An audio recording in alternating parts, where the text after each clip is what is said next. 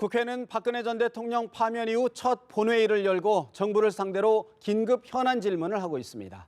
이번에는 국회 연결해 자세한 내용 알아봅니다. 강은나래 기자.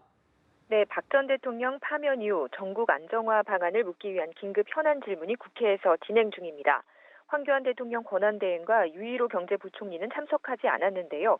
이와 관련해 국민의당 주승용 원내대표는 국회와 국민을 무시하는 행위라고 비판하고 응분의 조치를 취하겠다고도 말했습니다.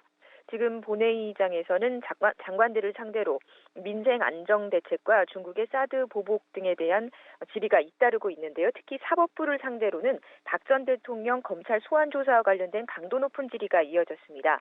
이창재 법무차관은 박 전 대통령에 대한 영장 청구와 관련해서 검찰에서 법과 원칙대로 정해진 절차대로 진행할 것이라면서 박 전 대통령 변호인 측도 출석하겠다고 확고히 명시적으로 답변한 만큼 출석하리라고 믿는다고 말했습니다.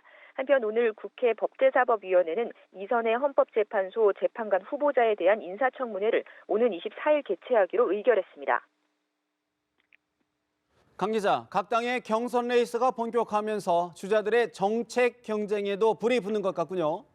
네, 그렇습니다. 문재인 전 대표는 가계부채 문제를 해결하기 위해서 가계부채 총량 관리제를 도입하고 이자 제한율 상한을 20%까지 내리겠다고 공약했습니다.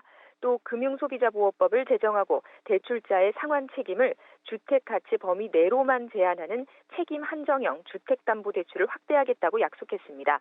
오늘 또 여성 정책도 함께 밝혔는데요. 고용보험에 미가입한 여성에게 출산수당 150만 원을 지급하고 월급의 40%인 육아휴직 급여를 최초 3개월 동안에는 80%로 2배 올리고 4개월 차부터는 50%로 인상하겠다고 공약했습니다. 오늘 안희정 충남지사는 시대교체 정책을 공개했습니다. 13가지 정책 중에 노동 부문에서는 10년 근무하면 1년을 유급으로 쉬게 하는 전국민 안식제를 제안했습니다. 또 국론 분열을 막기 위해서 외교안보 사안은 국가안보 최고회의에서 초당적으로 논의를 하고 제2국무회의를 신설해서 중앙과 지방 간의 격차를 줄여나가겠다고 약속했습니다. 이재명 성남시장은 전국 공공운수노조 그리고 전국 교육공무직본부와 잇따라서 정책 협약을 맺었는데요. 철도, 학교, 의료 등 공공부문 비정규직과 무기계약직 46만 명을 정규직으로 전환하고 공공부문 민영화 중단과 성과 연봉제 폐지 이렇게 공약했습니다. 안철수 전 대표는 대한민국의 최대 개혁 과제는 정경유착을 뿌리 뽑는 것이라면서 시장을 감독하는 공정거래위원회의 독립성을 강화하고 징벌적 손해배상제 도입을 확대하겠다고 공약했습니다. 손학규 전 대표는 고위공직자 비리수사처 신설과 판검사 정관예우 차단, 검찰 기소 독점주의 견제, 군사법원 폐지 등을 골자로 하는 사법개혁 공약을 오늘 발표했습니다. 바른정당의 유승민 의원은 서울권 대학언론연합회와 온라인 생방송 기자회견을 열고 청년 정책에 대한 의견을 나눴습니다.